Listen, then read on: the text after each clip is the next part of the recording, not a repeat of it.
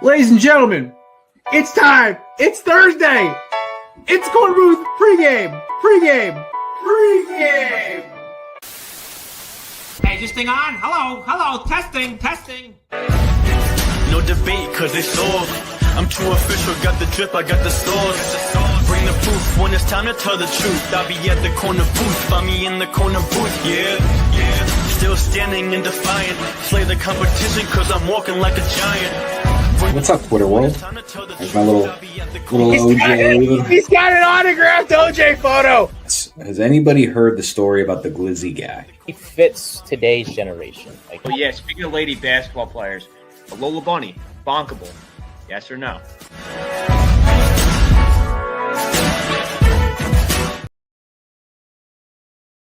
Ladies and gentlemen, welcome into the Korner Booth pregame. Happy Thursday to all of you. Hope you all had an amazing 4th of July weekend. I appreciate y'all stopping by after we took our 1 or 2 Monday shows off for the entire year. Me and the boys were exhausted. There was about maybe that many topics, 2 maybe. And I thought, you know what? Let's enjoy ourselves because we got a loaded show today. We are attempting to go live on TikTok. This is going to be an interesting experience. On top of that, we also have a guest who, he's making his return after 5-6 months. We love having him back as always. And then we have a guest who has not been back in almost 4 years. All right, first off, Matt is in the background working on some technical stuff with Nate. So I'll just talk to the guest for a little bit. Joining me now, co-host of Craft Brew Sports, a Braves, a Niners, an Avalanche fan, and the king of the race card, Scotty. What's up, dude? What's up, brother? How you doing? I like king of the race card. That's nice. Oh no, listen. Every time I watch the show, you dominate it. It's something you hold dear. I was trying to figure out if there was a way I could find it online or some way to copy the sound online and then use it without telling you and Mike to surprise you. But it's just trying to get a hold of it just now was just a nightmare. I was even trying to record one of y'all's shows and try to get the sound just to play it. Yeah, I dropped the race card of spades for the black half of me and a race card of diamonds for the white half of me. There you go. My favorite. I was gonna do it with the phone, and I'm like, you know what? Honestly, at this point, I'm just happy to have them both on the show. And like I said, I did say Mike, by the way. Ladies and gentlemen, joining us now, host of Craft Brew Sports, a very good friend of mine, a Cincinnati man. Oh, but unfortunately, he's one character flaw. He does root for Notre Dame. Ladies and gentlemen, Mike Burlon. Hey, man, I'm also the king of turning red when Scott pulls the race card, which is the only reason why he does it on the show is just to get me all pink and red and embarrassed. Good to see you, man. Thanks for having us on. Good to see you, brother. With you boys, you guys not gonna black anything good tonight? Or you guys taking the night off after Tuesday? I've got a little concoction in the glass here. I didn't go beer. I want a little okay. Juice and tequila. Nice. I'm drinking. I'm drinking a couple of 10 Miggers, so that's what I'm rocking with tonight. We just talking about race card for 5 minutes, and Scott just dropped that word. Okay, that's how today's going. Okay. That's yep, there it is. There. Little THC infused beverages for you boy tonight. So. Oh my God, that's how the show's gonna start. Oh crap! I thought you usually don't get this until we get Mookie on here again. Oh my God. Whew. Welcome to my world. Yeah, I know. Listen. I watch it. You're one of the few shows. I'll listen to a lot of belly up shows. I truly do. You guys are one of the few ones I actually watch most of the live because it doesn't do it justice listening afterward as much as it does to watch you guys live on YouTube. And I actually look forward to it. Sometimes I don't comment because you guys are talking about such an irrelevant topic. At least I'm trying to come up with something witty and funny to say, and I'm just like, I'm just gonna let them roll. I got nothing here tonight. I got no fastball. I think y'all were talking about Jerry Maguire, and I'm like, yeah, Jerry Maguire, peak realism. Okay, guys, great job. 20 minutes on Jerry Maguire this week. We went in the machine to 96 and did 20 minutes on Jerry Maguire. I'm sitting there just trying to try to understand why we're talking about, I'd say, a B+ sports movie of all time. it's not one of my top 20, but it's not terrible. Well, I love it. I enjoy it. It only came up because I admitted 2 weeks ago that I had never seen it. And the guy made me watch it and then quizzed me on my Jerry Maguire knowledge after finally watching the movie after 40 years of it being available. Look, I don't watch movies, man. I don't watch hardly any movies. You're almost as bad as Nate. Nate, literally, we have a whole list that's like a mile long.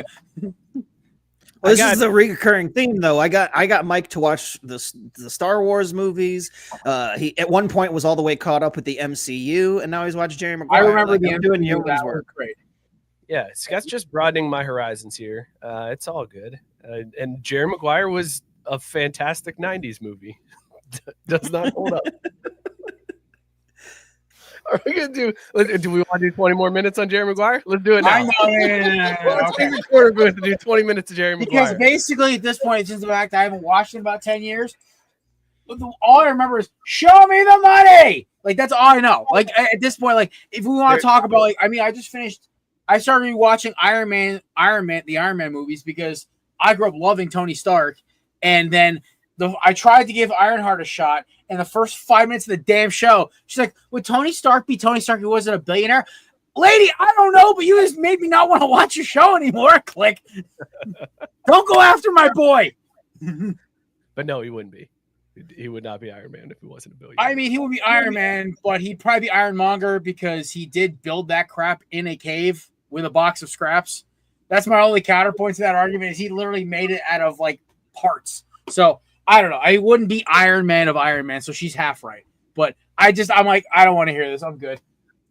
But I don't know. I'm very picky about my Marvel shows at this point. I haven't even seen the new Captain America yet, which I feel bad for because I actually did enjoy the Winter Soldier Captain America. That's interesting. So you turned off Ironheart, Black Lead, and you haven't seen the new Captain America, Black Lead. Whoa! First of all, you missed half my sentence because it was like I actually enjoyed Captain America and the the Falcon and the Winter Soldier. Took me a second there. I actually genuinely enjoyed that show. I actually argued and defended it to a bunch of my MCU friends who were like, oh, it sucks. Like, I love Sam Wilson. I think he's great. He's a great role. I love Anthony Mackie playing him. He's one of my favorite MCU heroes right now. And I just like his back and forth. So do not come at me like that right now. I just find it interesting. That's all. I also really didn't like that Black Panther movie either. That one. I love Black Panther was awesome, dude. I went and saw it twice in theaters. Problematic. This is a little bit too unrealistic for me. I'm out. Now, Captain Marvel, though. Well, you don't like the ladies either. All right, we're going real hard right turn to start this show. Huh? Wait. All right. That was the intent of the joke, Scott. Swing and a miss. You say the quiet part out loud, Scott. It's not funny. Oh, I think it's funnier to point it out. Oh my God. Oh Jesus. Woo. Okay. Okay. Can we stop making me feel like a complete piece of shit? Nah. You wanted us both on, man. Here you go. Oh, I did. Listen. It's always fun when I got you two on, and it's always fun when I talk to both of y'all because I know I'm going to catch a couple haymakers at some point. But everybody strays. It's okay.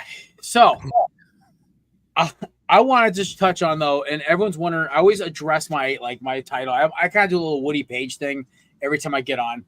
So my new thing is leave my snakes alone. Yes, it's a play on leave those kids alone. Pink Floyd joke. I am getting sick and tired of a very baseball influencer on the planet telling me that the Yankees are getting Gino Suarez when our GM, the player himself, and our owner say nobody's getting dealt. It's not happening. And it's at this point, I'm like, can we stop picking on my team? Seriously, we are not the bottom feeder backs anymore. We actually make the playoffs now. Just embrace it, Jared. Like, as a Reds fan who is fully expecting Ellie De La Cruz to end up in Los Angeles or New York, like, just embrace it. Like, yeah, I did for 10 years. I was a Rebel. Okay, this is a relic of a bygone era. The Rebel Diamondbacks. That was me. F the Dodgers. I hate baseball. Then we have the 10th highest payroll in baseball. I'm getting used to this winning thing. This is great. That's weird. You can spend money in baseball? I didn't know that. Are you Scott? I thought that was you're not a Pirates fan, though, Mike. You wouldn't know anything about that. Worse. It's a Reds fan. They at least give hope every once in a while. The Pirates, you know what you are if you're a Pirates fan. The Reds are like, you just don't support your All-Star for the entire season. He finishes the league with 6 wins, a sub-2 ERA, and like 12 losses because they can't score a damn run. It's why wins as a pitcher stat is the dumbest thing in baseball. Like I will die on that hill that when they reference wins as a pitcher stat, it's the stupidest thing.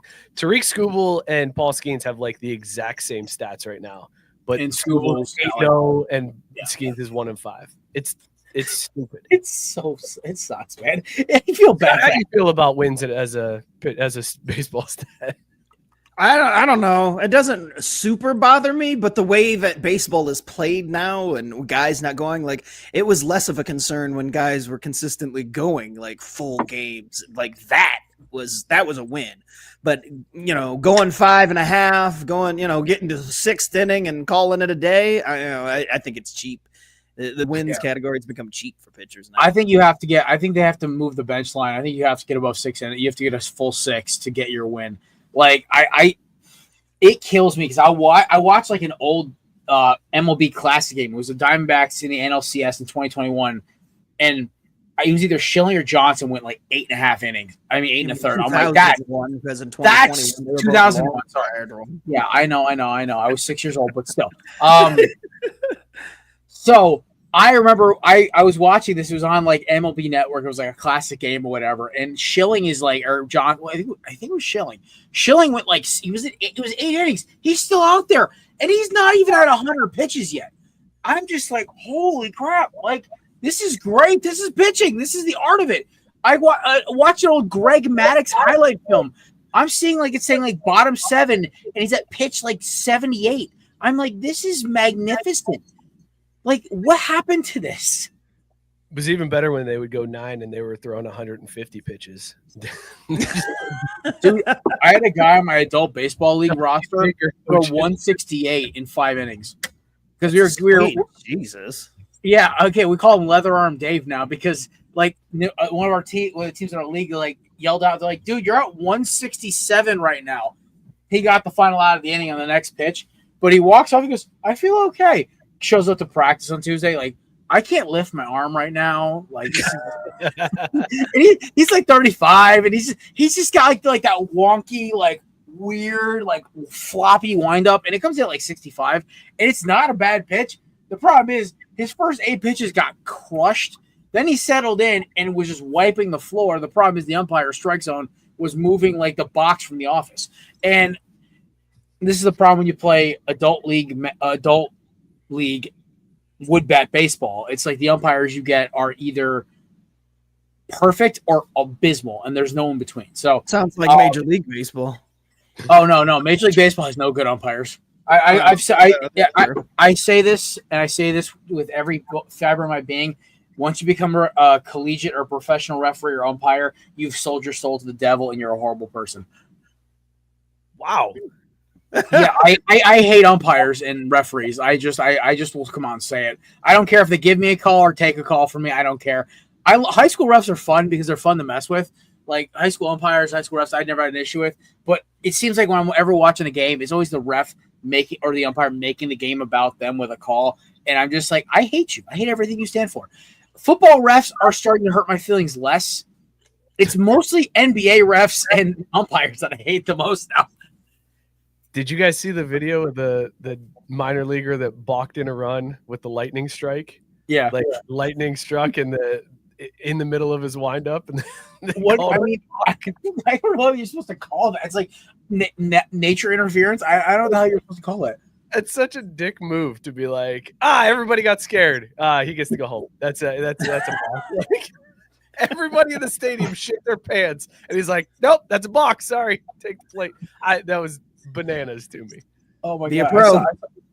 I saw this viral video. This dude's fishing on a dock in like Oklahoma, and he takes his hand off his fishing rod. It's a tin rod, and you see the little shocks coming off his fingers, and he's like, "Yo, it's time to go inside, bro!" And he's running, and I just cursed. Oh, great. I mean, I think it's been like 9 shows since anybody's dropped an F-bomb. We were on a good streak.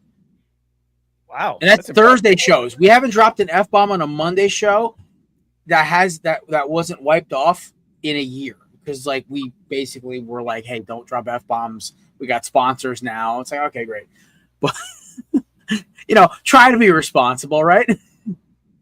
Good to know. You didn't warn us coming into Oh, this. well, listen, I'm glad to know that. You guys were Scott, you kind of already got us off to a great start with describing your drink before, so we're already on a hot streak already. So I said Migger, so I mean I don't understand what the issue is here. Hard M. Go back and check the tape, folks. Oh God! All right. Well, I see Nate popping in the chat, which means something's going right. All right. Yeah. I want your opinion, Mike, because I didn't get to ask you this before. What I asked you was going through your head. I thought Ellie De La Cruz should have been the starting shortstop for the NL. I don't. The whole Lindor thing, I get it. It's a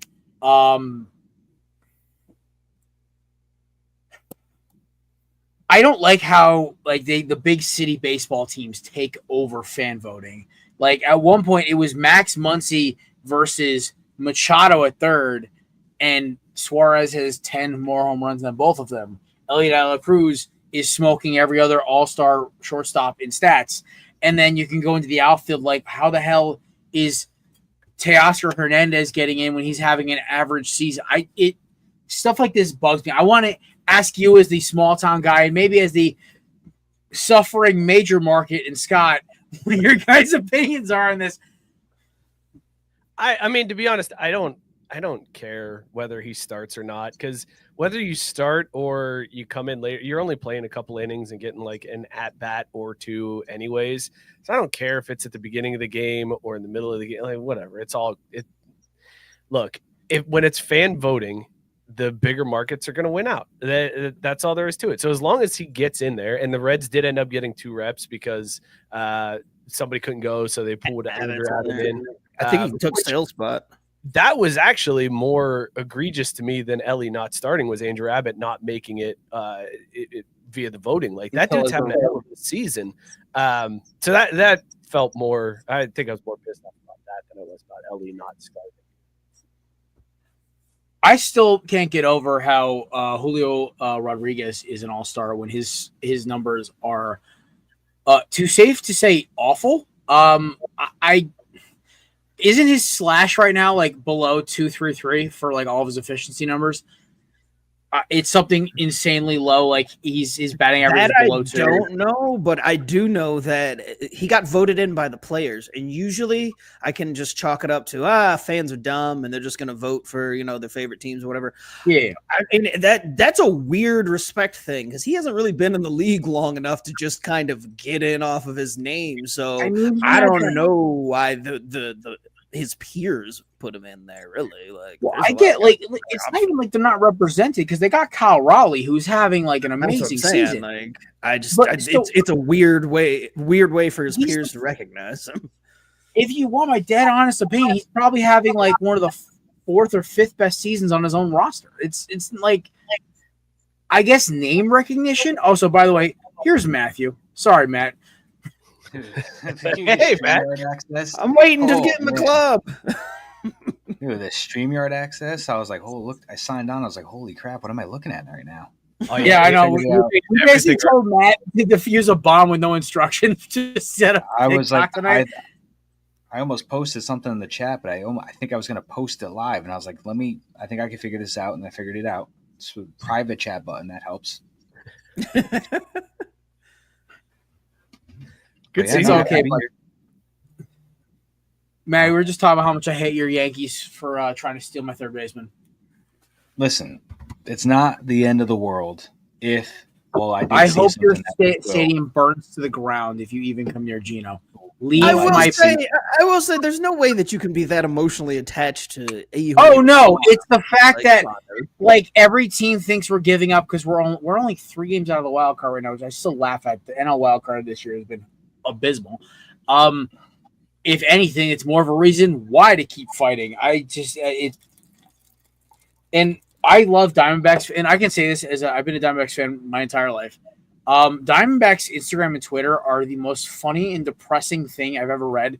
We lose 3 games in a row, and the sky is falling. Everything's doom and gloom. I'm like, do you idiots realize it's 162 games in the season, and we're 4 games back in the wild card? What the hell is wrong with you idiots? I'm sitting here trying to like pump everyone up, and I'm like, guys, it's not like we're not like 2022, where our best player was Alec Thomas and he was 21 years old. Like, we actually have guys now, but to put a positive spin on it. I mean, Eugenio Suarez is probably the hottest commodity third baseman out there for a trade right now, besides maybe Brian Hayes and Ryan McMahon. But Eugenio Suarez is definitely the number one by far. But I mean, listen, the Yankees traded Aroldis Chapman to the Cubs. They got Gleyber Torres and some other prospects, and all of a sudden, a couple months later, they just re-signed Aroldis Chapman to another contract, and Eugenio Suarez is going to be a 4-month rental.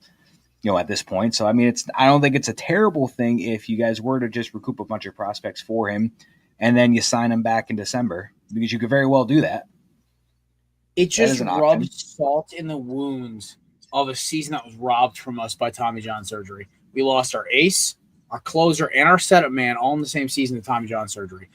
Our catcher has been out for 3 weeks because he got jammed in the hands. Our star outfielder, who thank God is back, got jammed in the hands and broke a wrist because these idiots don't know how to throw inside. Josh Naylor's banged up because, of course, he is, and because of the same game injury. And it feels like the most like nightmare season yet. We're still hanging on. Like, we just dropped 8 runs on the Padres last night, and I'm just like, oh, I just got a notification from ESPN saying that Najee Harris suffered I got that too from a firework mishap. Wait, what? He's okay. He's okay. Oh, yeah. They said he had why send that out? We talked about this. I thought this was going to be the next JPP. You go from losing fingers to losing an eye. Oh, my Lord. We tweeted out the JPP photo. We tried to do everything by the book. Fireworks never work when you got alcohol involved. Man. Take it from a certified redneck like myself. Things that go boom and things that go pop, beer cans, don't work together. Or if you're in a wheelchair, like some people that we are familiar with, like, do not go close to the fireworks. You might have a Terry situation. Move, Terry, move! Make sure the brakes aren't on. Nate, we don't want to put in reverse, Nate's, okay? Well, Nate, he did get his own parade. He was on a parade, so if you just survive, you might be able to go down a parade in some city 10 years later. Huh. Yeah, but Nate's wheelchair is manual. Terry's is automatic. True. Yeah, I don't know why that thing didn't move. I wonder what's happened to him. I know my stuff is temporary, but like, sheesh, I wonder if he's still like injured. He probably is, huh? Nate, yeah, he was on the parade float. Can you like pop a 360 quick and just go like in the cartoons, or is that like a lot harder? You want me to pop a 360 now? No. I'm asking, like, you're trying to change direction of the wheelchair. Can you just do a quick 180 and turn? Is that as easy as it looks? Sure. Yeah. Okay. Sure. Okay. I've always wondered that, but like, you always are so nervous asking someone in a wheelchair. Hey, can you do a 180 when you're in your wheelchair? I think you just gotta like put one wheel on the brake and the other one, just swing that thing around. And then... I was not trying. Like, listen. Nate is such a good sport about this because literally he'd been working for me for 4 months, and I called him Hot Wheels when I had too many beers. So he started dying. So I was okay. This kid's good. He's good for life. So I feel like, okay, if there's any way I'm gonna ask a wheelchair question about, it's to Nate. I got you, boss. Just throw one wheel in neutral and the other one in third gear. That's pretty much how it works. Man, that's pretty much how it works. You got to hold on to one wheel, and then you just use the other one. Just turn. That's how it works. Okay. Oh, Jesus. Then you drop the clutch and go. Yes, sir.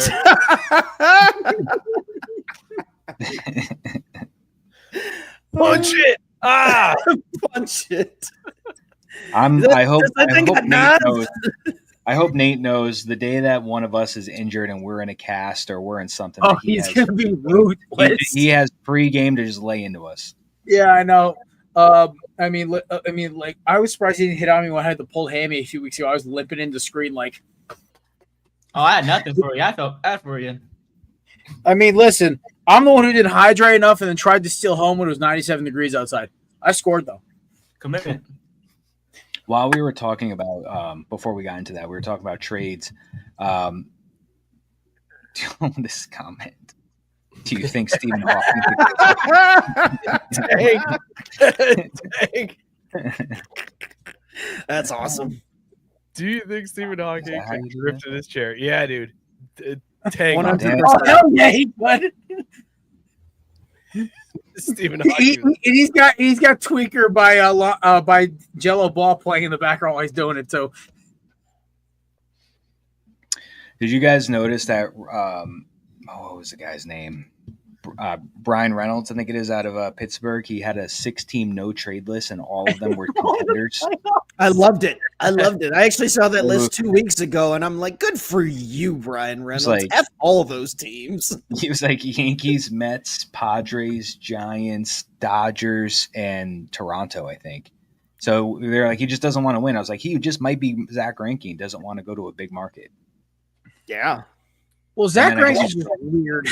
I like that mentality, though, of just like, listen, I just want to fly under the radar. All right, I'm not here to have all this pressure. Like, don't send me somewhere where eyes are going to be on me. Mid-market, let me make my millions and fly under the radar. And I'm a superstar in Pittsburgh. I'll get booed in one of those cities.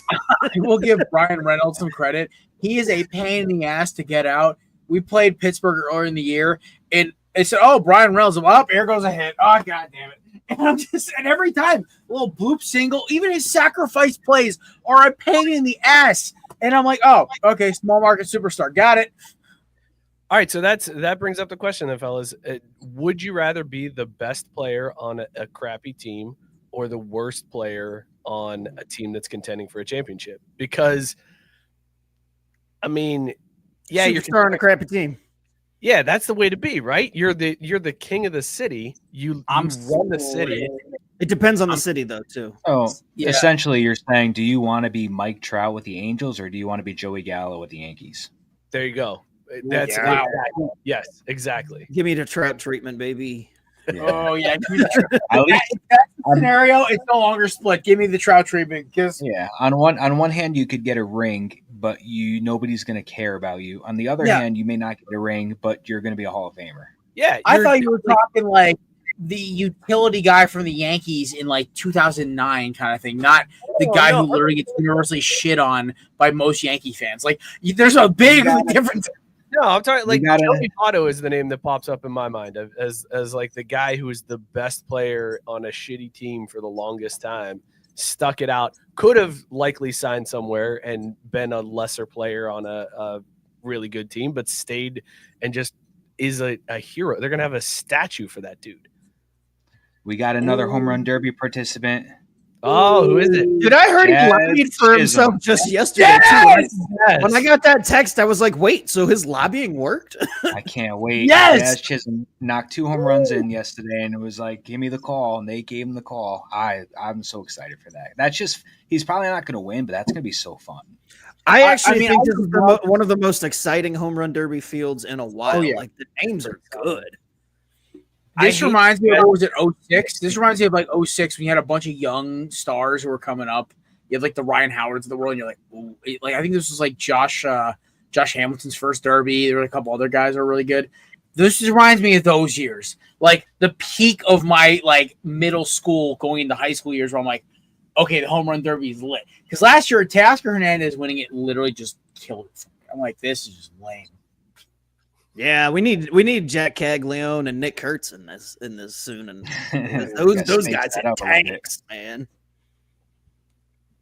You gotta have a little gap when you say that name. Nick Kurtz, yes, you do. I love it. Oh yeah, I mean Scott's on a roll tonight. What's the difference? Yeah, we got Miggers and Nick Kurtz. Scott's out here just making our white audience super uncomfortable. I just like how but Mike is just done. I wonder if Nick Kurtz and Steve Kerr's son are friends. Yes, Steve Kerr's son. Yes, they definitely have. I love what we all call him by. Oh, you're talking about Nicholas? Nicholas Kerr? Yeah. He doesn't get the short name. He's Nicholas. Forever. Oh, I mean, as long as you say it slowly, you're not gonna get in trouble. Nicholas. It's not even saying slowly. No, You say the full biblical name, and you're never gonna get in the trouble. You avoid that landmine, Nate. That's how a pro's gonna do Nate, that. if you say that quick, just once, you're done. It's over. Punch out, Add his strike middle 30. name in too. Add his middle name. Look, Nicholas Edward Kerr. You go full name for that. All my drop Nick. his confirmation name if you got it. Like, you go space it out as long as possible.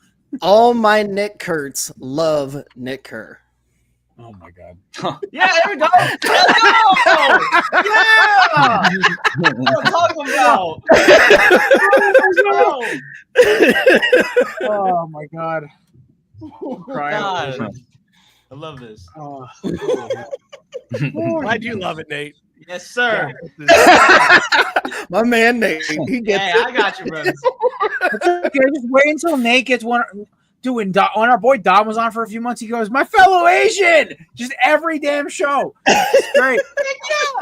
Yeah. The lack of diversity on the show was insane. I would come in here and there's It was 3 cool. Caucasians in here.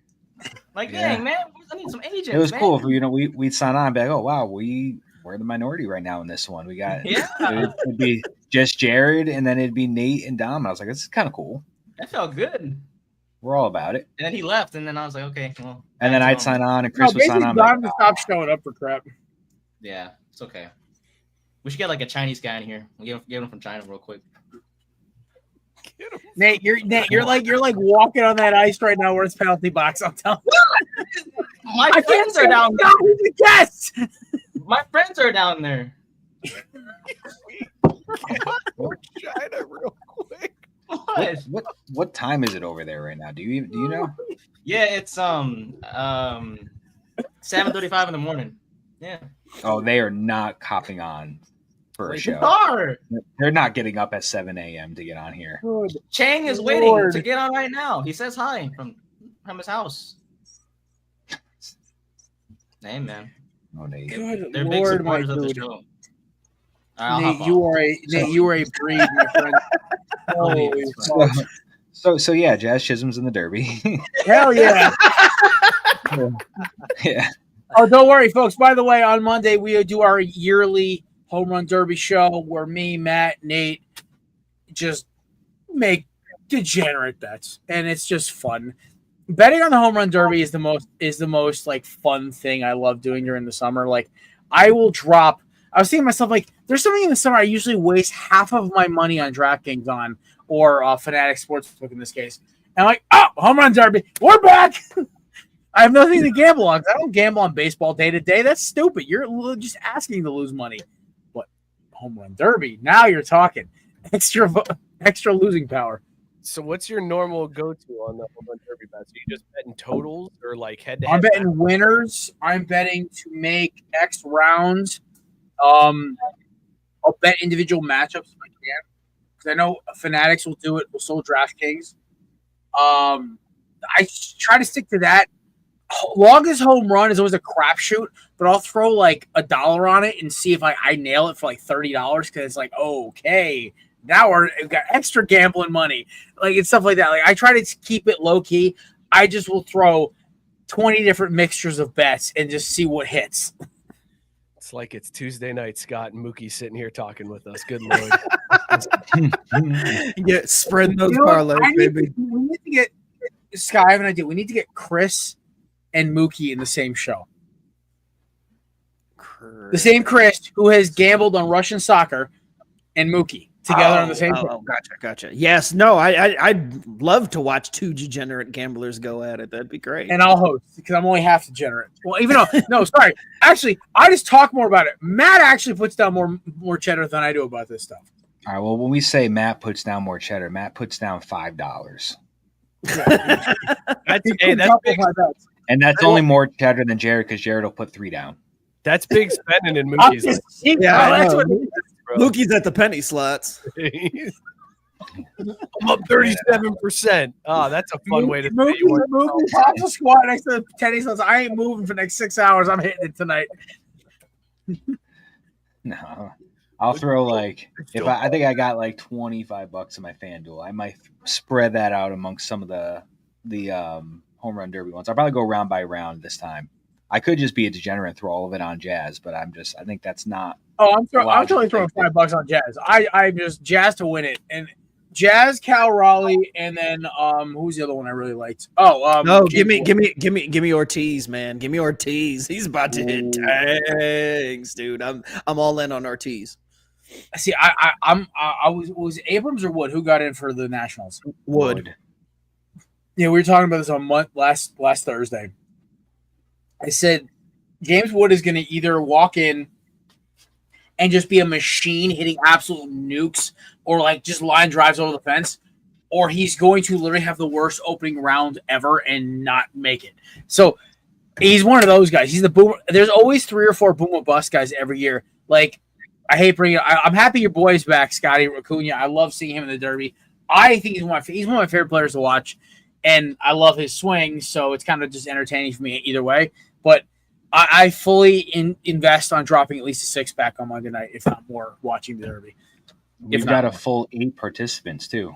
Ronald Acuna Jr., Cal Raleigh, James Wood, Byron Buxton, O'Neill Cruz, Junior Caminero, Nate's Brent Rooker, and then Jazz Chisholm Jr. He's winning. I love how I'm the only one on the show who didn't get a representation, and I'm really hurt right now. He's winning it. I guarantee it. Yo, Brent Rooker low-key has like some serious pop in that bet. Like, he could be like that Yoenis Cespedes year where he just kind of came out of nowhere and just won it. I forgot about those back-to-back years he won, man. Those were crazy.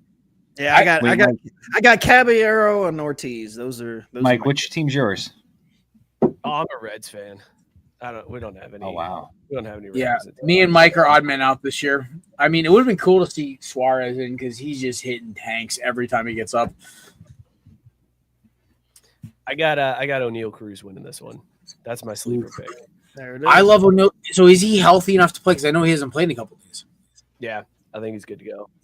Okay, I mean, there's nothing to play for in the Pirates besides All-Star game and home run derby. So he's been taking it easy in the field this year, saving some energy. He's gonna hit those cruise missiles. Trying to earn his multi-million-dollar contract on a new team afterward.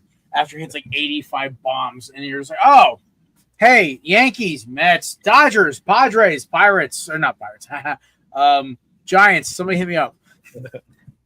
If I'm a Twins fan, I'm too nervous about Byron Buxton competing in the home run derby and then immediately his shoulder popping out mid-swing. Yeah, and then all of a sudden 60 to IL the next day. That's what I'm worried about with Big Dumper. Like, I'm worried that this dude has balled out this first half of the year, and I'm afraid that the Derby's going to ruin him. Like, we have the potential. The Derek Lee effect. I just now realized something thinking about this field after mention of Buxton. With Buxton and Wood, the home run derby has more black participants than like every Major League Baseball team in the game has. Like, how crazy is that? That's like most of the black players in the league are in the home run derby. That's crazy. You consider do you consider Jazz Chisholm a black player? Or do you consider him like? Well, I just mean like specifically like African American. Like, I mean, okay. Yeah. So, I mean, listen, at one point your Braves outfield were completely African American players, so there's that. You had Hayward and the Upton brothers. Yeah, well, and that was most of the black players in the league at the time. Like, I will say though, Bahamas. Yeah, I will say though. Yeah, I was gonna say, where is he? Bahamas? He's from. Yeah, I can't. Yeah, one of the islands. He plays from Bahamas. You know what's crazy? And every time I see Jazz, I just want to root for him because we dealt him to the Marlins for the Zach Gallen trade, and I think we won that deal. But at the same time, I see Jazz do fun stuff, and I'm like, he could have been wearing. I love his swing. It's so clean. He pops looking. one out. Frigid. It's okay. I already dropped one today too. Nice. Frigid was the replacement. I love that. He pulls a a Serrano thing from Major League, kind of gives him a little crotch grab down there to the pitcher and just runs the bases. I love it. I love Jazz's style. I've always I do loved too. the way Jazz plays the game. I mean, unfortunately, two things: he's hurt a lot, and now he's a Yankee, so it's harder to root for him. But I do love me some Jazz. That's what I was saying before. Like, I hate that Jazz makes the Yankees more likable. Like, once you went to the Yankees, I'm like, well, he hasn't stopped smiling. Well, I have two reasons. I have Goldschmidt and Jazz to root for them now. I'm like, this sucks, man. True Goldschmidt. Oh, yeah. I hate him. No, I grew up this like Goldschmidt made this uniform lit. Like I don't want to talk about Max on the Yankees. It hurts my soul every time I see it. What a beautiful soul that guy is. I hate it so much, man. I miss him. Dude, God. Max Fried, Cam Schlittler, Brad Osmus. We have the entire Brooklyn section of the Jewish community on our team.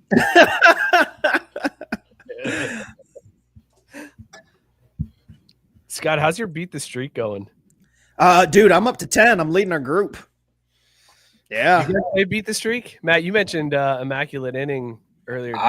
Streak? I used to. I haven't in a couple years. I have gotten to like 26. And that's that's my high is 27. But when we brought it up on the show before we'd fill the group, it's like my peak, that 27, came in like the first 3 years of the game existing back in like 2001 or whatever. I haven't gotten past, I think 15 is my highest since then. I've hit that a bunch of times, but every time I get around the mid-teens, it's when I drop the ball. So is that like you pick a game? Is that like streak for the cash? You pick a game every night and you pick a player to get a hit. Yeah. Oh, you pick a player to get a hit. And nobody has ever won this game, and it's been around since I was in high school. You got to get the 56 or 57. Oh yeah, I beat Joey D's record. Okay.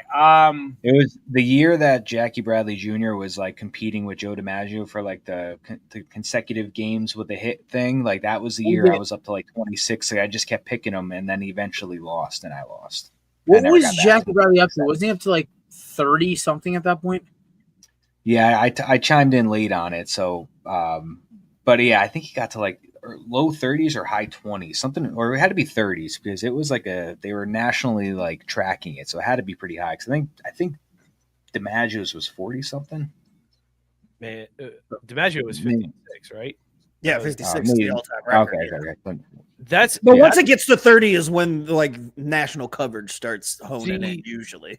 That's what baseball needs again. They need somebody tracking one of these records where they're breaking into programming to show the at-bats. Like I hated that they forced it with Aaron Judge going for the AL home run record.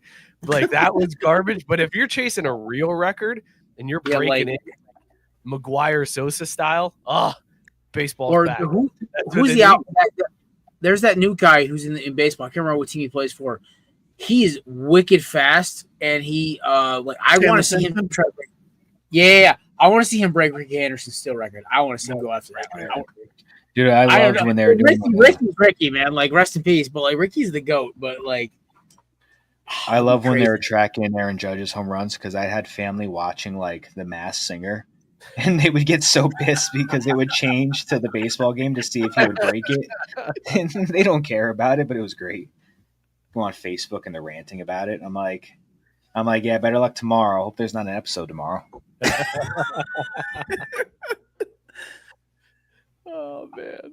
My favorite part is it's a weird I love the whole baseball history thing part about it though. Like I would like I said, like there's not that many records though that are like that close. I mean like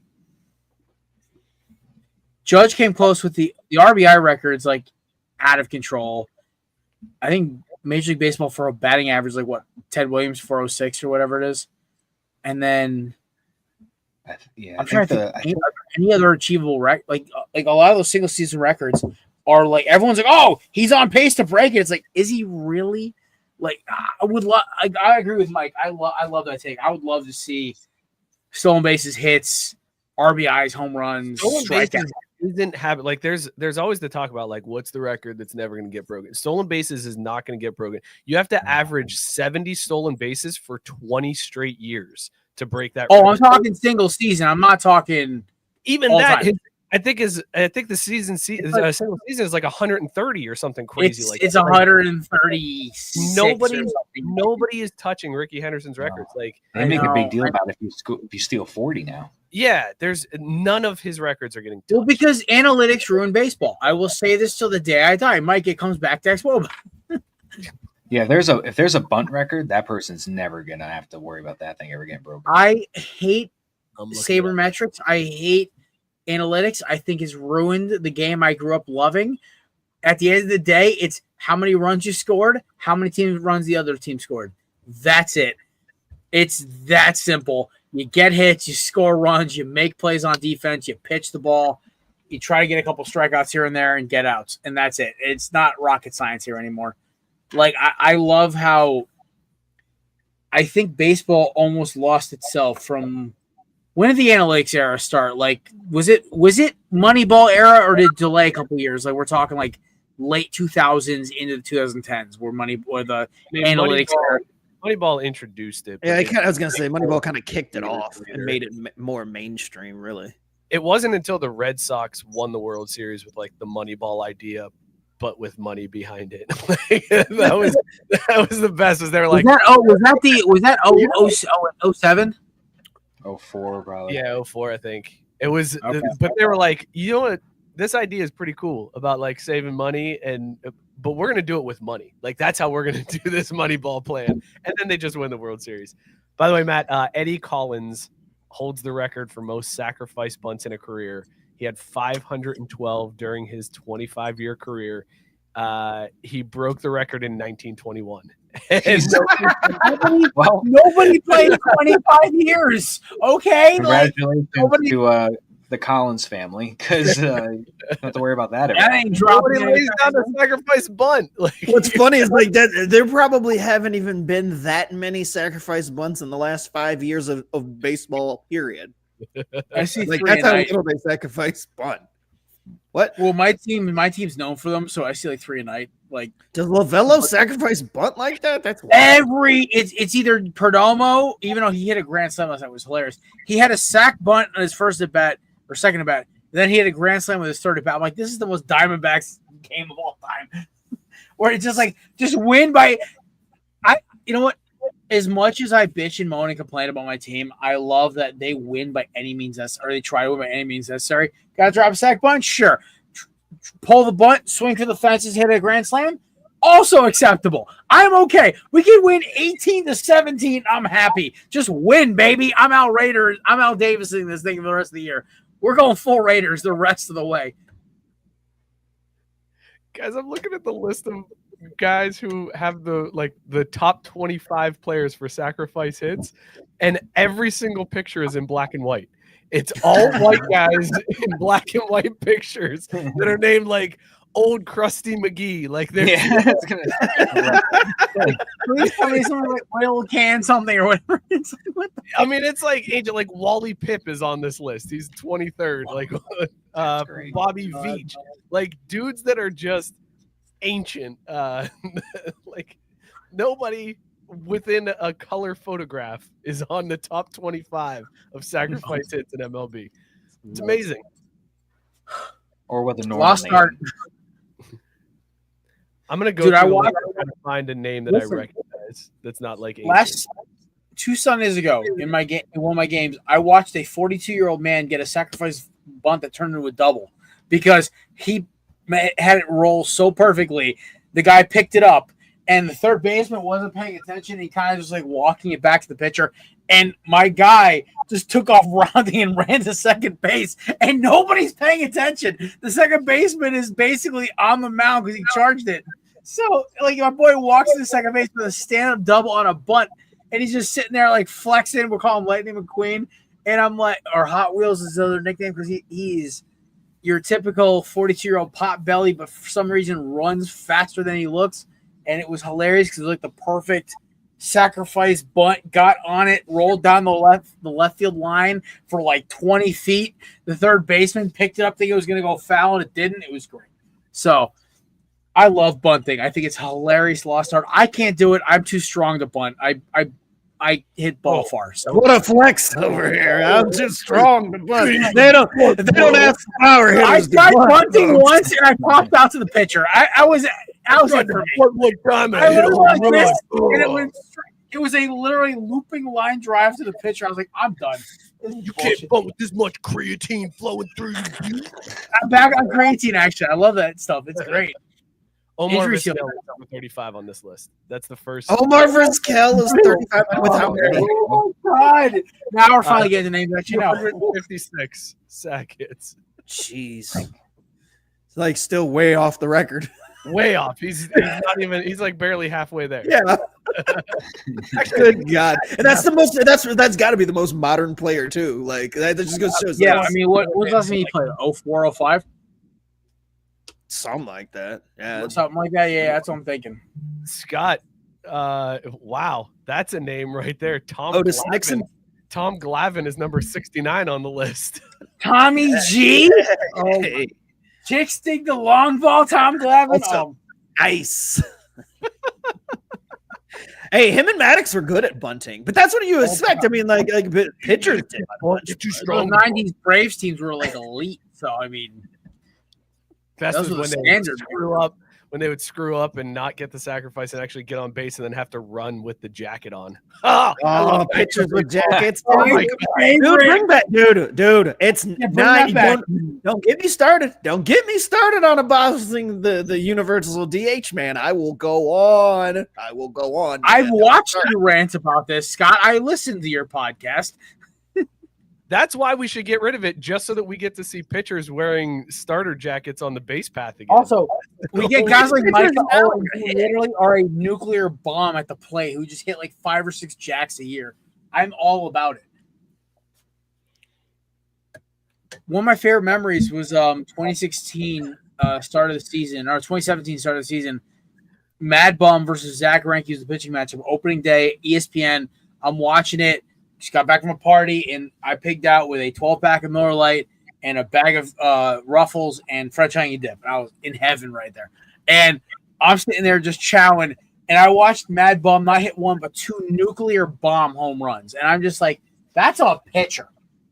I love this. I'm not even mad. Dude, could you imagine too bringing it back now? And you're talking about Andrew Abbott making the All-Star game. Dude, in that bandbox, you know that glorious mustache would put one over the fence, and I would love to see him I round want the to see base. Paul Skeen swing, man. I want to see him try to nuke. Like, Dude, he launch did. play. Dude, he was a good hitter in Oh, college. he hit nukes in high school. Yeah, and he some in was college. a good hitter in college. So I would love to do that too.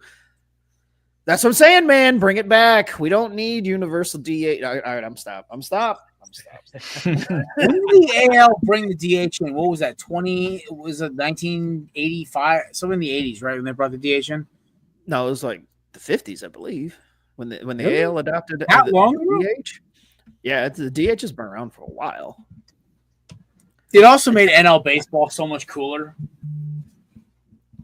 73. There 73 you was go. the The senior circuit's the real circuit. Back in my day, We're really dating ourselves. You're really dating yourself here. You're hey, Braves won the last true World Series. That 21 season was the final one. I'll hang it in the Louvre, baby. I don't care. Why was it the last true World Series? because the Because next that was the series, last year. the next before year was universal the DH.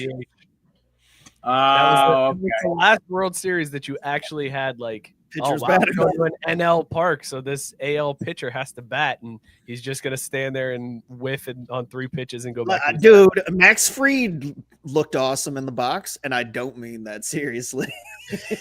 he was not one of the good hitting pitchers. he was very gangly, very awkward. Makes me happy, Scott. You don't have to watch Charlie Morton. I watched that dude pitch for the Orioles and get absolutely. Was the Orioles he pitches for now, Charlie Morton? Yeah.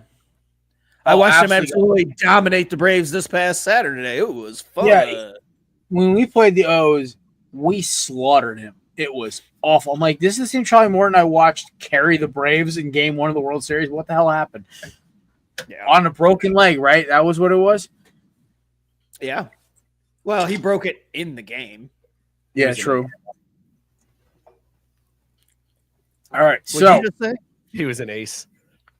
Oh, not really. He was not. All right, We've had a Gentlemen. long-standing debate that you can have multiple aces on a team, and there are friends of ours that say only one ace per team. So we've had some. I will raise you the 2007 Phillies. There's plenty. Look, there's plenty of teams that have managed to have more than one ace. The 2001 Diamondbacks. And here's the thing: some teams don't have any aces. Like especially in today's baseball. 05 White Sox just legit don't have aces. But Or you're like the Miami Marlins, and whenever you get an ace, they're like, "Oh, what is this?" we got to trade this immediately. All right, so boys, we play a game every Thursday. It's called KB Draft. It's presented by our friends over at Righteous Felon. Promo code BELLYUP for 15% off your purchase at checkout. Check out their amazing meat snacks, amazing for your summer road trips. Also sponsor of Nate's Penalty Box. He's put himself in there today because he's been working like a busy beaver. Either way, the rules of the game are simple.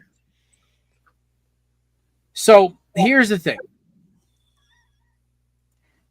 We pick the rules of today's game are your dream for home run derby participants. This is all time. So some of the examples I gave were like 2001 Ken Griffey Jr., 1957 Mickey Mantle, 1931 Babe Ruth. Like you get to pick any player, 4 players, any era in the home run derby. The best 4 team wins. Usually Twitter decides that for us. So Nathan's order that he's selected was it's going to go Mike, then me, then Scotty, then Matthew rounds out cleanup. Ooh. Is this snake draft? Yeah, can we? It is snake draft. It is snake draft. We don't have to pick a year, right? Like we just pick the player. No, like, you just say guy. You can just say a guy. Yes. Okay. Cool. Okay. I was gonna say. Yeah. Right. Like I'm not gonna. I don't have to do research on which year was the best version. Yeah, of it's the like guy. okay, me and Matt both can't pick 1956 and 51 Mickey Mantle. Like that's BS. Right. Yes. Yeah, if somebody picks if somebody picks Steven Drew, you can't pick him again. You know. Yeah, guys, I really need to pick JD Drew, not Steven Drew. Okay. All right. So I got to lead us off here, huh? Yes, you do. First name coming off the board, and I'm picking him just because it's my favorite home run derby memory of all time. I'm taking Vladdy Jr. Because in 2023, he hit a kid in the head and knocked him out cold. And it's the greatest moment in home run derby history. He did pretty good in 2019 as well, but 2023, when he hit the kid, it's the greatest thing I've ever seen in the home run derby. So Vladdy Jr. Give me the walking Balco steroid Barry Bonds. Oh my god. This son of a bitch right in front of me like that. How dare you? How dare you? The best lefty hitter I've ever seen in my life. By the way, as much as there was Roy's involved, the best hitting mechanic I've ever seen in my life. They call it the phone booth theory. Duke could chop down a tree staying in a 3-foot box. I don't get it. Barry Bonds is my pick. Well, then I'm going with Griffey. Easy call for me. Damn. I knew it was going to be off the board. All right. Well, man. I assumed you were taking Griffey. Now that I known it would have gone Griffey Bonds, I'd have been pissed if both of them were gone. Give me. I'm gonna take McGuire. Good choice. Nice. And I go again. So I'm gonna take the guy that started his career looking like Scotty, ended his career looking like me. Give me Sammy Sosa. Well done. Well done. Race card.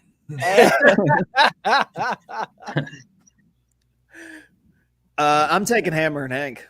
Nice. Scott, I see what you're doing here. I'm going with Yeah, Alex. Yeah, you do. Going with Alex Rodriguez. Word? The goal wasn't to take the least liked players in MLB history. Like you've already taken 2 of the top ones in that class. Okay. I also grew up loving A-Rod I played third base. I hit for power. He was like, I wore his cleats. I loved it. He made I loved Seattle and Texas A-Rod, and then it just all. Oh no! I'm talking. Also, I liked A-Rod up until I'd say about 2018. Kissing himself in the mirror in New York. Yeah. But now he owns my basketball team. I love him again. So I still liked him even when he threw Francisco Cervelli under the bus for the steroids. What about his cousin? What about his cousin? His cousin took the heat too. Oh yeah, well sometimes you gotta do what you gotta do. Hey, listen, it could be worse. It could be Rafael Palmeiro just committing perjury straight to Congress. It's Congress. They lie all the Yeah, time. they're crooks anyway. I'm gonna take the guy who I think has the most home runs at Great American Ballpark in the history of the stadium, Albert Pujols. I think you're gonna take Adam Dunn there. I was like, I did too. I was like, Dunner? No, pretty sure Pujols holds that record. one time Diamondback, Adam Dunn. Oh my god. You got another one, Mike. Oh, it is back to me, isn't it? Damn, I hate it is. All right, I'm gonna do. Let's. This would be a fun one. Manny. I'm taking Manny Ramirez. Man Ram. Woo! Just for the entertainment value. I'm gonna stick with the theme of hated ball players. Give me Josh Hamilton. Not hated. I love Josh Hamilton though. I love Josh Hamilton too, but apparently he's hated for me. But Josh Hamilton also I hate his demons, but yeah, me too. I gave the greatest home run derby performance of a non-winner I've ever seen in my life against Justin Morneau. That was incredible. I am going to take my favorite non-Braves player. I actually still have this it's like a drawn picture of him during my childhood. The Big Hurt. Frank Thomas. I was such a Frank Thomas fan as a kid, man. I love Frank. His swing is only good because he's strong. It makes no sense mechanically. Oh yeah, no, it was not technically sound at all. But he extended his arms in half his home runs. You're like, what? Yeah, love him. Isn't he in that one commercial? Eugenics. He would drive any hitting coach. Oh yeah. And by the way, she'll like it. That was the most excellent sign off ever. Thank you, Nate, my man. What a drop in. Well done. That's how you do it. All right, I got standing ovation for Nate, boys. Standing ovation. That's a winner right there. I'll clap it up for Nate. Oh man, that was mean of you. He can't stand. You're gonna make him do a standing ovation. You're How inconsiderate, Nate. I got your back. You sit and you clap all you want. Yes, you know what, guys? I'm not going to stand for you talking about Nate like that. All right. Hey, listen, Nate is such a stand-up guy. I don't want to deal with this right now. Okay. Oh my god, Nate, don't let them talk you. Stand up for yourself, man. I got you. oh goodness. Nate, you just you know what? You break a leg in therapy. Do great. Oh my god. I got it. All right. So to let Nate I breathe. got that now. Oh, we all I'm gonna make my in purgatory now. What the hell? All right. Oh man, I have to specify the year on this one because it's just you just have to with this guy. But give me the 2017 version of Giancarlo Stanton when he hit 57 bombs. It's a good one. It's a good year. Matt, is that your fourth or your third? That was my third. Okay. Mike Stanton. I refuse to call him. I call him Mike Stanton too. Definitely Mike Stanton. Forever and always. Broken as hell in MLB 2K11, by the way. Oh man, give me Ryan Howard. Yes, I was hoping somebody would take Ryan Howard. I feel like Chris is watching this screaming. Why is nobody taking Ryan Howard? I went childhood, legend, childhood. I'm going back to a legend. Give me the kid. Give me Willie Mays. Nice. I got the kid and the say hey kid. I got the other kid. Well, I got the Ken Griffey kid, yeah, the kid and the say hey kid. I got them both, and I got Hammer and Hank and the Big Hurt. I won the Hall of Fame. I won this just based on nicknames alone. Jared, you could one up him and go Willie Mays Hayes. All speed, no blast. All right, I'm gonna go with my childhood hero. That was a non-Diamondback. He actually robbed a home run out of my glove. True story, by the way, at Yankee Stadium. Mike picked his kid. I'm going with Vladdy Guerrero Sr. Legit true story. Robbed a home run out of my glove at Yankee Stadium, and it was John Orwood who hit it, and I literally ball glove, Vlad Guerrero's big ass mitt. Got it. I'm like, son of a bitch. And I'm a 9-year-old kid. I'm like, that was Vlad Guerrero. Our gloves touched. I'm like, I'm never watching this glove again. Well, you could have turned around and just gave you the ball too. It was only like 1 out, so probably not. Oh, I tend not to wash my gloves either. And I don't think I've ever washed a glove. Nope. It was a joke. All right, but listen, as a 9-year-old kid who idolized Vlad Guerrero, I was like, this is the coolest moment of my life. One of my heroes. I played right field. So like Vlad Guerrero was like one of my heroes, and I'm just like, he just stole a whole run out of my glove. This is awesome. See, Jared, you got to interfere with that one and get yourself on sports. What am I, the Diamondback fan who did it 4 years in a row? That guy, by the way, get him out of here. He's a Dodger fan. You got to pull the Yankee fan from last year's World Series where he just pretty much tried. Ripping That D-bag. Those the two of them. Fun fact: he's from I think my hometown, and everybody I know knows him. West Haven? Yeah, he was from the West Haven area. I think he went to Notre Dame. Of course he did. One of the guys that I work with is his best friend, and he sits in his seats when he doesn't go to the game. So he actually sits in those same seats. So he's like, yeah, that's my buddy. I sit there all the time, and they ban him for life or whatever the case is. But yeah, he's a Connecticut guy. Maybe not from West Haven, but he's a Connecticut guy. Our state sucks. Yes. Taxes. All right, let me wrap this up here, fellas. My last pick is Jim Thome. Nice. Just classic Tominator. I don't feel good about my team. I don't feel good about this at all. Yeah, Scott took like all legends.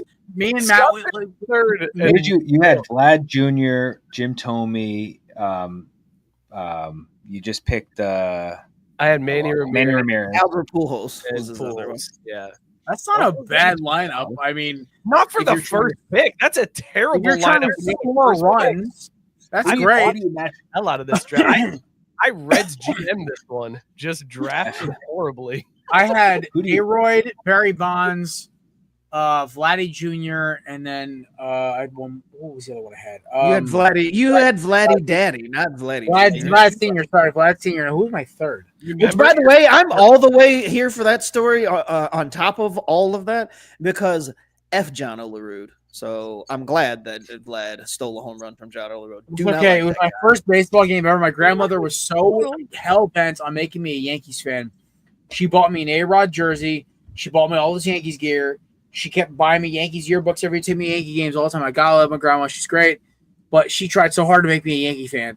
My dad tried for like a year to make me a Red Sox fan because he grew up being obviously a big Carl Yastrzemski fan. Dude, I took him last year to the Red Sox Diamondbacks game. Dude, we had to wait for 30 minutes after the game so he can get our Yaz Nike throwback T-shirt. And I had never seen my father smile like that at a baseball game. It was kind of a heartwarming moment. I'm like, I won Father's Day. Yes, sir. But my Diamondbacks kicked the snot out of his Red Sox. But it was a whole whatever.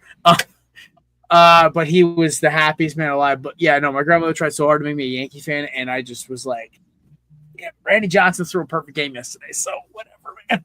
What's that? Well, I guess I know Scotty, you have kids. I don't know if you have kids, Mike, or not. But what's that one sport that like your kid has to be the fan that you're a fan of, and then like the other sports, like whatever you want to choose. Like for me, like my wife and I are Yankee fans, so like my kid's gonna have to be a Yankee fan. But football, like I'm don't suggest to be a Jet fan. Don't make me a Jet fan. Football, I am letting him choose anything but Cowboys and Patriots. I mean, if they choose it, they choose it, Nate. You know, but I'll try to stray them away from the Jets. To them, Nate. Come on, man. I'll try and stray them away from the Jets, but I'm not gonna pass up on the company. You know, so I'm gonna force my kid to be a Giants fan. Oh, I'm forcing that kid. If he's any other fan, I'm sending him to the adoption center. I'm just telling you right now. Oh, Jesus, I'm just letting you know. Honestly, and I'm with Nate on this one. It's Philadelphia Eagles. I mean, I love them to be a Hurricane fan and a Diamondback fan, but no, it's birds all day. It's on site. Like, what if you're like Jared? Like Jared, what if your kid's a Cowboys fan? Like, do you want that kid in your house? No, because that means he's gonna cheat on his girlfriend. He's probably gonna wear really weird looking clothes. He's gonna be a lifetime loser. Like, yeah, that's exactly. Exactly. He's probably gonna fall for the next Bernie Madoff scheme. All that stuff. He's not a Mets fan. Oh no, but Cowboys fans are just as gullible. He's gonna dress like early 2000s thugonomics John Cena with the oversized jerseys and the giant baggy jean shorts, Jordan 13s, and the Jordans. Unironically. And I mean, like, that answer for me, by the way, is Braves and 49ers 1A, 1B. And it's same thing. Like, I don't necessarily care. Like, the Niners thing is important, but it's like there will be no Cowboys in this house. There will be no Patriots. No. And living in a city too, like my kids, kind of the Bengals being good at the time they've been alive, and like so they are kind of pressured by their peers. Like they feel left out, but they are 49ers fans, and I am okay with the Bengals thing. But the Braves, there's no relenting on that. Like Braves are nothing in this house. For me, it's Notre Dame. Back to 1B for me. The kids need to be a Notre Dame fan. But I'm not going to tell them they have to, because I know what I've lived through my entire life, and I want better for my kids. I don't want them to. I want my kids suffering right there with me. But here's the problem. I'm kind of on Scotty's. If I go down with the ship, they go down with the ship. Yeah, we're all in this together. Because we can't have it to where you're not feeling the emotions that I am, and it's just like, oh, get over it. Like, no. You have to learn to understand the disappointment of being a fan of that. Yeah. Here's the problem, though. Kids are such front runners. Like, they're the worst. They're the absolute. Like, my son is like, Dad, I love the Yankees. Aaron Judge might be my favorite player. I'm like, why? And he's like, because they're way better than the Reds. And I'm like, well, I will say that again. It helps that I endured all of that, the heartache and the heartbreak from '95 until when my kids were old enough to know the Braves. So it helped. So them winning the World Series in their lifetime, it was like, oh, boom. Like, I don't have any problem on selling them. Like my buddy, who's also a Braves fan, just bought him the Michael Harris batting gloves that he just put out. They've got dollar signs on them. Like, they're in on the Braves thing. So luckily the timing was perfect. I mean, if they had been born during some of those rough years, I don't know if I could have sold them on it. And that's where the front runner is brutal. Like, I had the kids up to watch the first drive of the national championship game this year. So they watch Notre Dame march right down the field and score. They're like pumped up. They're like, yeah, let's go, Dad. And I'm like, all right, let's get to bed, boys. Daddy's got to drink heavily and watch this by himself. And so I get up to bed. Notre Dame loses the next day. They come home from school. I left them a note so that when they woke up in the morning, they saw Notre Dame lost. It's a bummer, blah, blah. They get home from school and they're like, Dad, I kind of like Ohio State. I'm like, the local thing is hard, because that's when my youngest, he was like, Dad, he's like, Dad, I like the 49ers, but like, I also kind of really like the Bengals and the Jamar Chase thing. And I'm like, look, I get it. But also, you won't ever change the TV off the 49ers if they're playing at the same time. Well, that's a good thing. It's a good thing that we don't get like Nesson or SNY on my TV, because I don't have to really worry about them. They would be subjected to whatever I want to put on the TV. But this might sound bad. I fantasize about the time when my kid throws his hat on the ground and looks at me and goes, Dad, when are the Jets going to be good? Heck yeah. I don't know what I'm going to say. I think I'm going to just smile and put my hand on him and be like, son, probably, I don't know, maybe. It's going to be okay. It's going to be okay. There's always next year, buddy. Nate, cover your ears for this. Like, I look forward to the day I get to tell my kids, hey, listen, let me tell you about the story of the Meadowlands Miracle, okay? Let me tell you about Deshaun Jackson and just running it back, or the great chant of Dallas sucks. I can't wait echo through all Philadelphia. I can't wait to just experience that for myself, like a moment like that for myself. I've never been alive for one of my teams to win a championship. I take that back. I was 4. You came so close to 2021. I was pulling so hard for the Bengals, and I'm so sorry that you guys admit I'm like, come on, hit Chase is open. I'm a cursed fan, man. Like, none of my teams have won since I've been able to. Mike, we'll see you week 1, by the way. Oh, cool. We're gonna lose because they always lose. I'm spoiled because being a Yankees fan, but at the same time, I've only seen one because I was born in '95. So I was 1 when they won in '96. I was 3 when they won in '98. We don't talk about the one in '96. 4 in '99, 5 in 2000, and then we don't talk about those either. God damn By the time I was a freshman in high school, that was when they actually won one that I You're was like, giving Scott PTSD right now.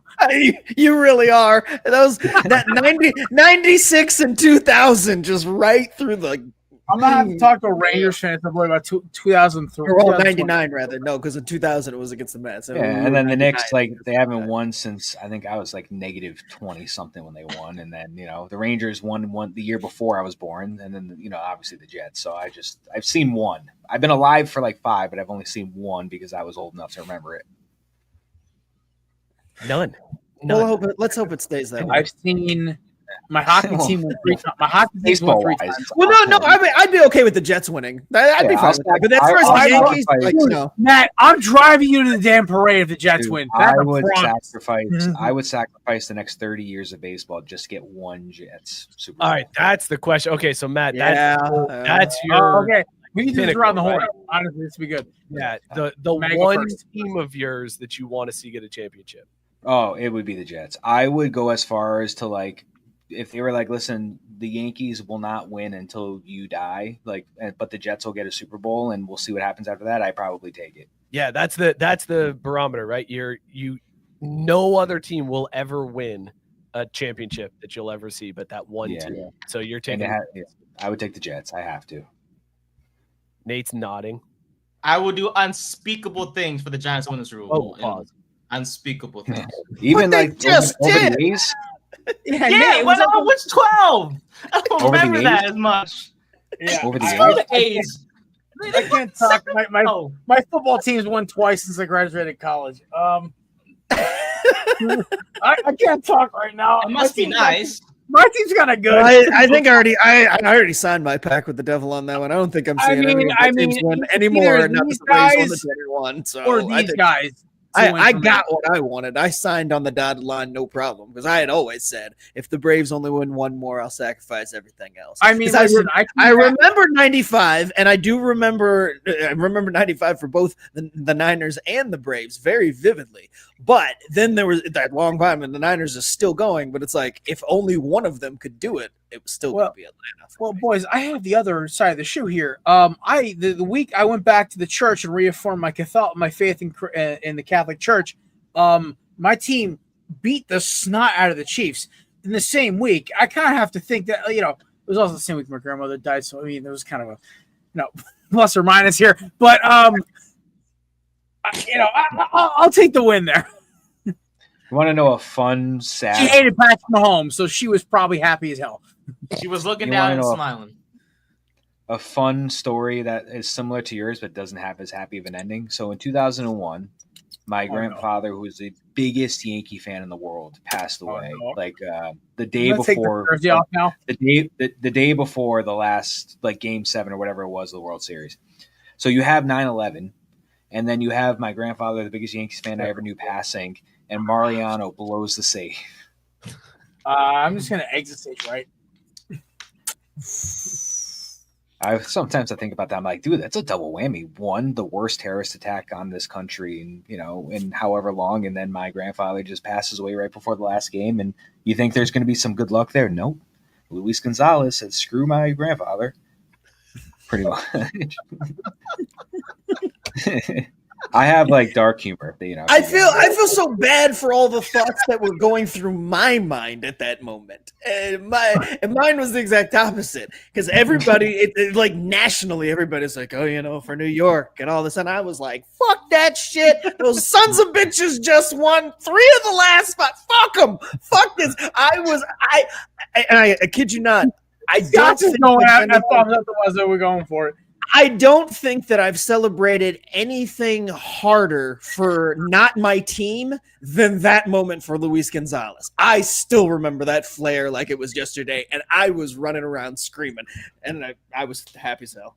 Sorry about your grandpa, though. That's all good. It's all good. At least I appreciate the kind words. You did more than Luis Gonzalez. He didn't even send me a get well soon. I'm feeling attacked to the Diamondbacks fan right now. I would say my moment when I was like rooting so hard for another team. I would probably say 2016 with the Cubs. Like I was hyped for them, man. Like to see them beat the curse. Once Brian, I was like, I heard our entire floor losing it, and I knew none of us were Cubs fans. A lot of us were Yankees, Mets. I'm obviously a Diamondbacks fan. The guy next to me was a Brewers fan. Like, but we were like, I had a Brewers fan cheering for the Cubs. We were like, this is awesome. Like, break the curse, man. This is crazy. That series, I feel like everybody was going to be happy no matter what. Because either between Cleveland and Chicago, like either way, it was one of the best series in baseball history because one to win 7 games, had nothing with star power, had 2 lovable teams that needed a win. They weren't going to lose either way. Didn't Aroldis Chapman get credited with the win in that Game 7? Yes, I think Chapman got the win, which hurt because that was like right after he left the Reds. He got traded. Yeah, he left the Reds. He went to us, and then he threw 103 miles an hour, and Brian Cashman was like $, traded him to Cubs. traded Andrew Miller to the Indians, I believe. Yeah. At the time. Yeah. And we got them all back, and we didn't do anything. Isn't Andrew Miller now like a GM or he's like a director of scouting for one of the teams in the league? Yeah, he didn't do well after all that. I think I forgot where he went after that. Oh, you mean a guy who throws a 94-mile-an-hour sinker as his best pitch? I remember Cleveland abused Andrew Miller. They used him a ton. Special. They did the same thing with Chapman, but Chapman bounced back. But dude, my favorite was I was going through like old because somebody asked me like, "What's that relief pitcher from your baseball like childhood that you wish your team could have back?" I was like, "Give me El Papa Grande, give me Jose Valverde and that split finger, dude, all day." Best nickname of all time, El Papa Grande. That's an easy one for me. Rookie Craig Kimbrell was an Oh, come on, not John Rocker there, Scott. Hey, I love John Rocker. It's anti everything but John Rocker. When he got sent to the minors, his first start was in Toledo, and I waited an hour outside to get into that game. Dude, I wanted a John Rocker versus Patrick Mahomes Sr. boxing match so bad, and Brittany had But the reason why I loved him so much was because he, like me, hated New York so much. When he went on that rant about everything, it was just like, yeah. I mean, don't get me wrong. He's a super racist redneck and a giant piece of shit. But, I mean, he was psychotic on the mound, too. Like, I love him. He's pretty racist. And oh, no, he's valid. If we're just talking about a baseball player, give me that him coming out to the mound just like separating the artist from the art. Got it. Okay. Yeah. We're the same in that because my relief pitcher from childhood is Rob Dibble, like, and his crazy. Oh, by the way, I know his nephew. By the way, Rob Dibble lives like 20 minutes from me. I actually have met him before. Dude, he was psycho. When he got mad at the dude from the Cubs for bunting and threw the ball. He threw it at him. Just big time older brother vibes. That's what that was. That's big brother ball. Crazy is Rob Dibble actually I grew up with his nephew and actually met the guy. He's an interesting character, man. Yeah, I mean, he used to carry a grenade in his locker. Like, dude's not right. Matt, you don't get to say Rivera. you don't get to say the goat. Give me any other name because there's plenty to choose from, but you don't get that cakewalk. Well, my next friend was I don't think I really need to say it, right? Yeah.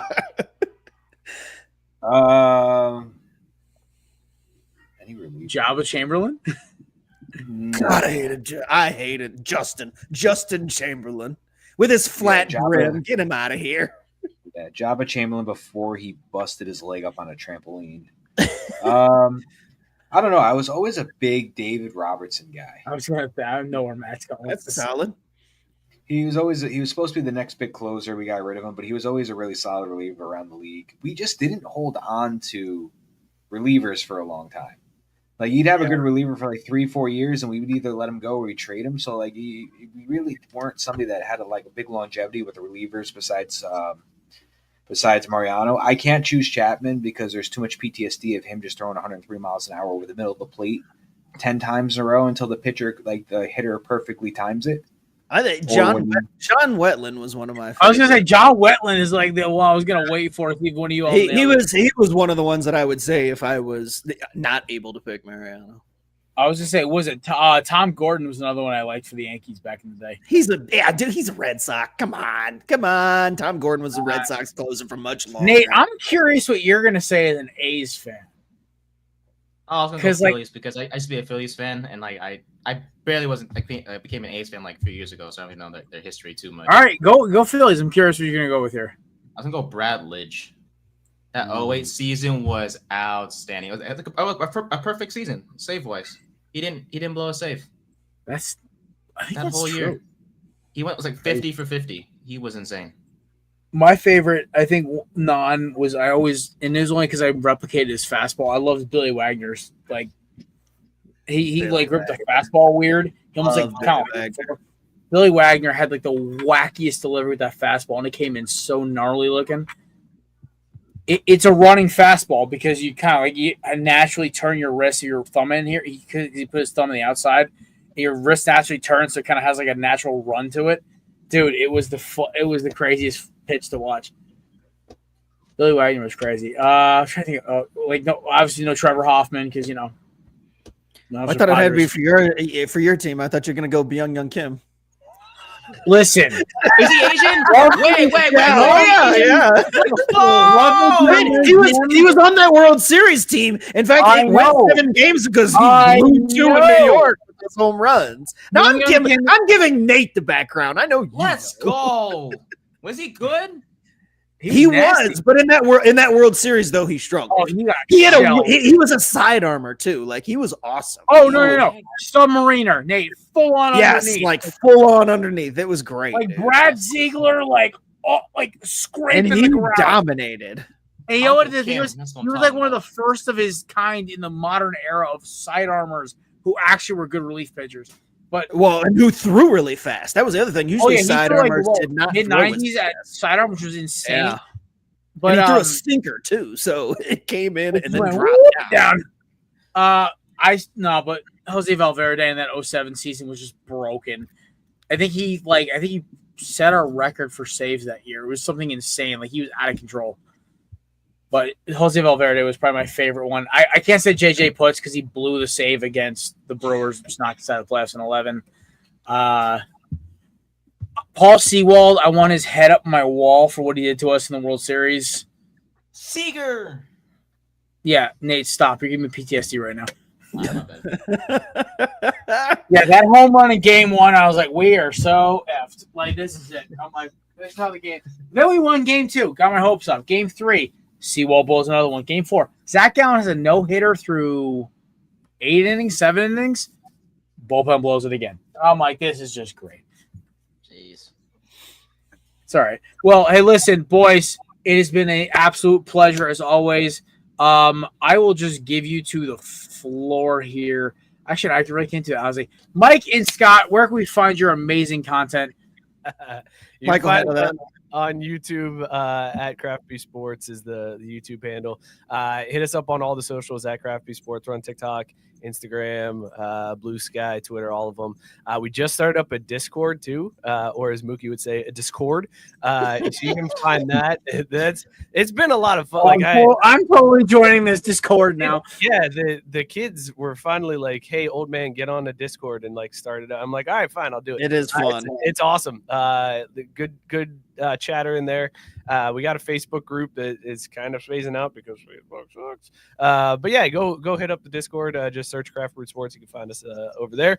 But we're live every Tuesday night, 8 o'clock. Scott also does a show on Monday nights sometimes. Underline the sometimes. Just subscribe so that you know when you'll randomly on a Monday you'll be it's the Backwards K podcast. It's great. Yeah. It's phenomenal. it's like legit baseball talk, like for real, like good. I have not been on it yet, so it's not legitimate yet. But I've offered multiple times to come on, but Scott never listens to me. But it's okay. That's because Scott runs a tight ship over there. If it makes you feel better, Jared, I haven't been on backwards. Wow, damn! Not even on co-host, Scott. You should be ashamed of yourself. We've had an agent. We've had a high school kid who's about to go pro soon. Like the standards are high. Very selective. The guy that kind of helped launch the platform. The guy who made the open. He can kick rocks. Yeah. Mike can come on and bitch about the Reds with you, and Chris can bitch about the Reds for an hour, and I'll just sit there and watch. All right, so my resume of Babe Ruth League is not good enough. Oh snap! I can lay down some bunts in Babe Ruth League, man. I killed it in Babe Ruth. Dude, I hold the record in Little League for most players that were hit by a pitch, probably from me. So. Well, thank you guys for having us on. Appreciate it. No problem. We're happy you both got to make your return tonight. Always. Nate, keep these guys in line. I got you, boss. Thanks, sir. All right, fellas. Have a good listen, ladies and gentlemen. Shout out to our sponsors, cannabis.com. Promo code Belly20 for 20% off, the best dip alternative on the market. Take as me, a former dip guy myself. It is the best thing to use. Especially, honestly, I've been playing baseball for the last 3 months. I cannot go to a game without a tin in my bag. I love it. It's great. It's just a top quality product. The ingredients are clean, and honestly, the flavor is as close as I get to Copenhagen. So, thumbs up there. SeatGeek promo code BellyUpSports for $20 off your first initial purchase at checkout. Some restrictions may apply. Obviously, I already gave our shot to Righteous Felon. Promo code BellyUp for Nate. Also sponsored Nate's Penalty Box, and our KB Draft, best meat snacks on the market. Check them out for your summer road trips. They're available also at Stop Shop and most major gas stations. We will see you guys on Monday with our Home Run Derby special. Then the following Monday, we have an NFL agent coming on, which actually going to be very fun. NFL UFL agent is going to be on. Very fun time connection I made over the last couple weeks. Scott and Mike, thank you so much, boys. We appreciate you. All y'all have a great weekend. Peace. Appreciate you, fellas.